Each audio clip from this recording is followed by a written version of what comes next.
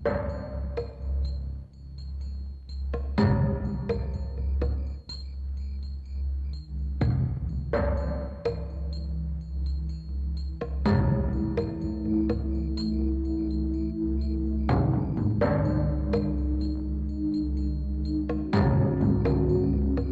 నేనక్కడ జెనిఫర్ మొత్తం అందాల్ని చూస్తానని నేను ఊహించలేదు.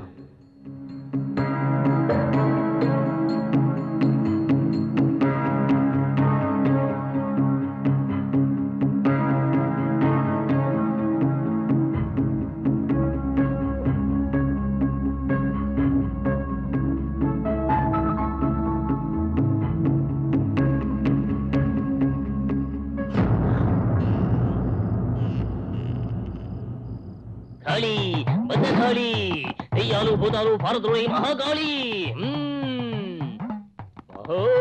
పారిపోవాలి, పిశాచాలన్నీ పారిపోవాలి. ఎవర్రా నువ్వు? నా జీవితంలో ఎన్నో దెయ్యాల్ని అదరగొట్టి బెదరగొట్టి పారిపోయేలా చేశాను. ఈ కుర్రాన్ని పట్టిన దెయ్యమా, పారిపో పారిపో. ఈ కుర్రాడు ఎక్కడ చూస్తున్నాడు? ఏమిటి కేసు? కామ పిశాచా? వీణ్ణి చూస్తుంటే చూడకూడదు ఏదో చూసి దర్శకున్నట్టున్నాడు. వదిలిపెట్టాను.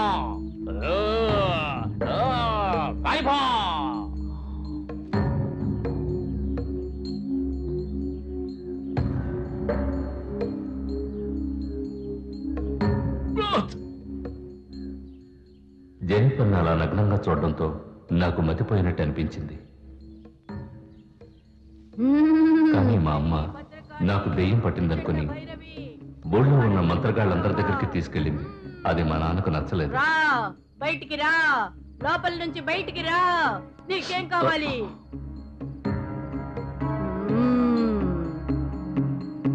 అది తీసుకురా.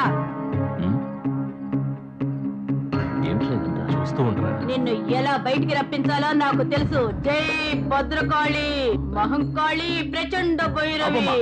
అబ్బాయిని చిత్రాలు చేద్దాం అనుకుంటున్నావా? మా వాడికి ఏం చేయాలో నాకు తెలుసు. దారా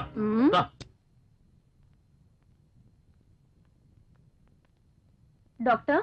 వాట్ సిస్టర్? ఈ పేషెంట్ ఫైల్ టేబుల్ మీద పెట్టు. Okay doctor.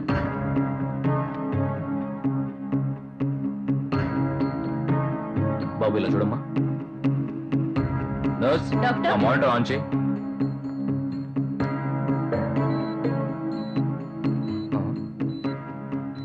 కార్తీక్ ఇలా చూడమ్మా. నర్స్, ఆ ఫైల్ తీసుకురా.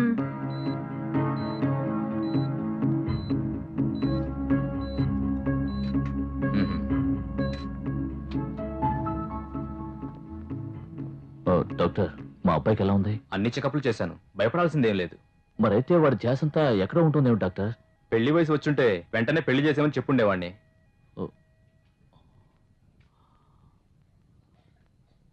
ఇప్పుడు ఏం చేయాలి డాక్టర్?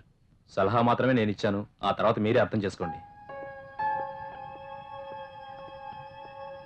ఇప్పుడు ఏమైందని ఎంత టెన్షన్ పడుతున్నావు? డాక్టర్ చెప్పింది విన్నావు కదా, పెళ్లిడు వచ్చుంటే పెళ్లి చేసామని చెప్పావని అన్నారు. దానికి ఏమిట్రా అర్థం?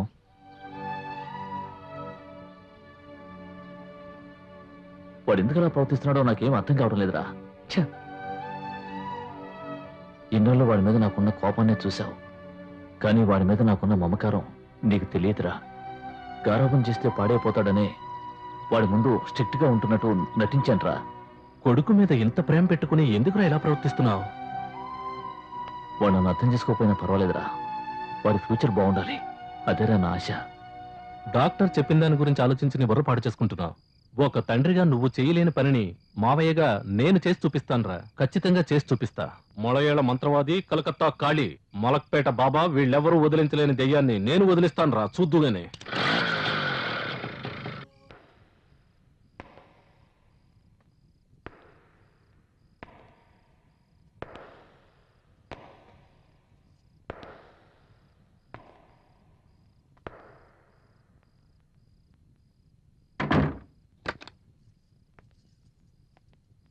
ఇదే మొదటిసారా?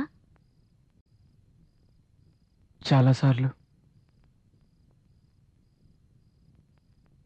కలల్లో. అయితే నీ మనసులోనూ కామమే ఉంది కదూ? చదువుకునే వయసులో ధ్యాసంతా చదువు మీద ఉండాలి, కానీ నీ మనసులో ఇలాంటి ఆలోచనలున్నాయా? నీలో ఉన్నది ప్రేమ కాదు, కామ వాంఛన. కార్తిక్, నీకు నా అందాన్ని చూడాలనుందా? కార్తిక్, ఈ వయసులో నీకు నేనేం చెప్పినా అస్సలు అర్థం కాదు. చదువు పూర్తి చేసుకుని ఒక అమ్మాయిని ప్రేమ చేసుకో. తర్వాత ఇద్దరూ కలిసి సంతోషంగా ఉండండి. అంతేగాని ఈ వయసులో ఇలాంటి ఆలోచనలతో మనసు పాడు చేసుకోకు కార్తిక్.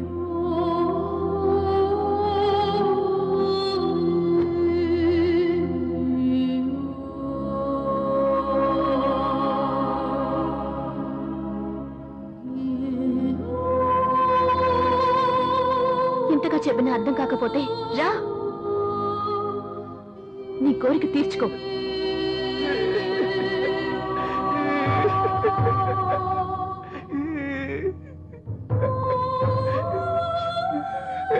రా, ఎంతమంది సుఖపడ్డారో తెలీదు, ఎన్ని మల్లెపూలు నలిగిపోయినాయో తెలీదు, ఎన్ని రాత్రులు గడిచినాయో తెలీదు. రా రారా. రేయ్ రేయ్. అక్కడ అమ్మాయి మాట్లాడిన మాటలు జెనిఫర్ అన్నట్టే అనిపించింది. తన కొడుకు కోసం ఏ తండ్రి చేయని పనిని మా నాన్న నా కోసం చేశాడు. ఆయన్ని తలెత్తి చూడాలంటేనే నాకు సిగ్గనిపిస్తోంది. అటువంటి తండ్రికి పుట్టడం నా అదృష్టం అనే చెప్పాలి. నేను చేసిన తప్పుల్ని తలుచుకుంటుంటే నా మీద నాకే అసహ్యంగా ఉంది.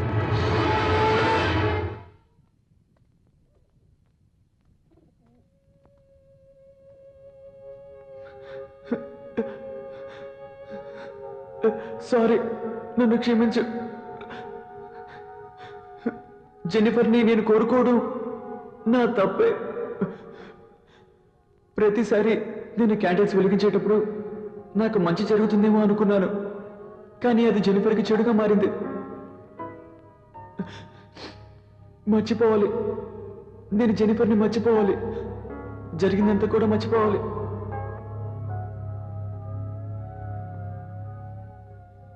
నేను జెన్నిఫర్ని మర్చిపోయినా నువ్వు మాత్రం తన్ని మర్చిపోకు.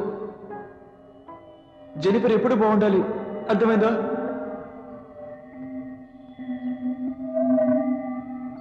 అందాన్ని ఆరాధించడంలో తప్పు లేదు, కానీ దాన్ని అనుభవించాలనుకోవడం తప్పని నాకు అర్థమైంది.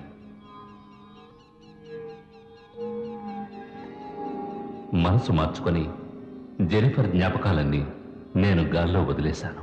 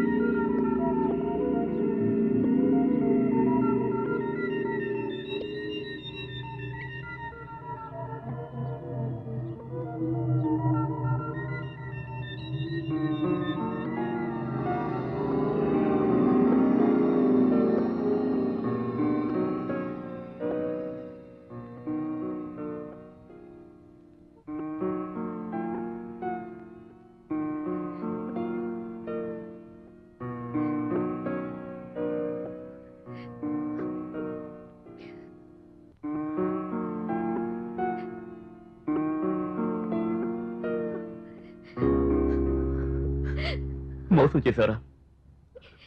జెన్నిఫర్ని మోసం చేయడానికి నీకెలా మనసు వచ్చింది?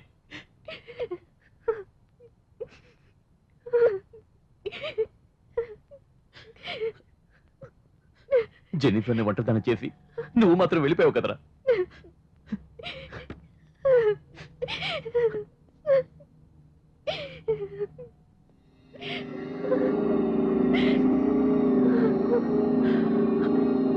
సారీ జెన్నిఫర్, ఇటువంటి కష్టమైన పరిస్థితిలో నీ పక్కన లేకుండా పోయాను. విన్సెంట్, ప్రభు దగ్గరికి వెళ్ళిపోయాడు. డోంట్ వరీ జెనిఫర్, నేను ఉన్నానుగా.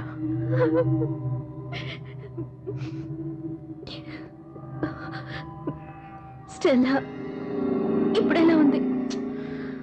15 రోజులుగా హాస్పిటల్లో ఉంచి అన్ని చెకప్స్ చేశాం.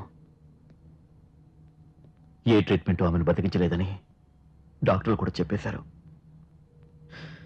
స్టెల్లా ఇప్పుడు చివరి ఘడియల్లో ఉంది. నీతో ఏదో చెప్పాలని ఆరాటపడుతోంది. అది ఏంటో నాకు అర్థం కాలేదు.